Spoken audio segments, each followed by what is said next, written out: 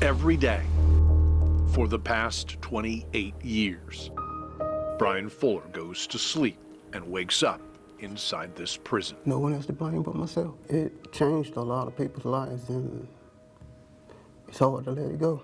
Everything changed on the night of May 15th, 1997. Fuller driving along US 29 in northeast Guilford County. I remember leaving the racetrack and stopping by a grocery store, bought some beer, went up the road a little ways and took a sip, and it was hot. According to court documents, Fuller was going 77 in a 55-mile-per-hour zone when a state trooper started to follow him. My cousin was in the car with me. He told me to go, and I panicked and took off. A 15-mile high-speed pursuit ensued, Fuller eventually crashing into a truck at this intersection in Eden. Seconds later, the truck burst into flames.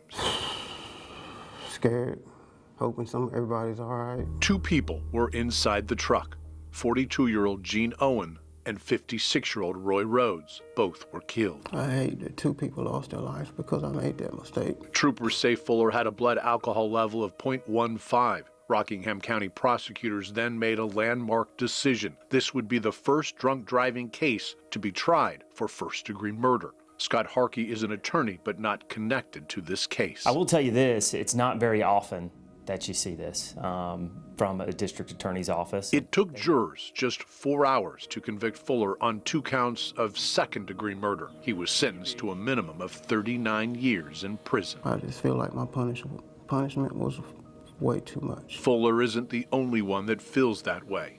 So does Tammy Braswell. People actually get up in the morning and go and shoot somebody and get less time than Brian, you know, with premeditated intentions. Tammy has a unique perspective on this case. You see, her dad is one of the victims, Roy Rhodes. I want him out badly. I want him to have some kind of life. He's got a lot of life left. Late last year, she decided to write a letter to Fuller. Hello, Brian. I hope you're okay.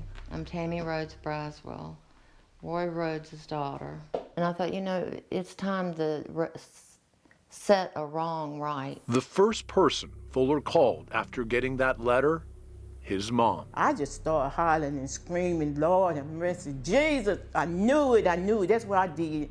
I just started jumping up and down, just screaming. And it's not just Tammy. Her brother Dennis feels the same way. I think he needs to be out. I definitely think he needs to be out. It's been too long. The family has sent supportive letters to the courts and the governor's office, and they helped find Fuller a new attorney. I think he's a good person, a good human being. And I don't think it's right. It's just not right. This crusade bringing two families together. After 28 years, Tammy and Dennis finally meet Fuller's mom, sister, and son. Her and her family, they're the light, man. I'm telling you, it's crazy. Because without them, like we said, we'd still be at a standstill, you know. This union of two families, one black, one white, shining a spotlight on this case by highlighting so many others. Since Fuller went to prison, there have been multiple people convicted and sentenced for driving under the influence involving a death, some getting less than 4 years in prison. Even a person charged with killing 6 didn't face a first-degree murder charge. They wanted to make an example, set a precedent. It's certainly something that pushes the boundaries, and I think the boundaries were pushed in this case for sure. So after 28 years in prison, after several failed appeals and facing another 11 years, Fuller has hope in a family and a woman who won't stop fighting for his freedom. When she told me she loved me, you just don't know the effect that had on me at that moment. At peace for the first time in a long time, Fuller has been waiting to see if his push, their push for commutation, is granted by the governor. Earlier today, he got the news.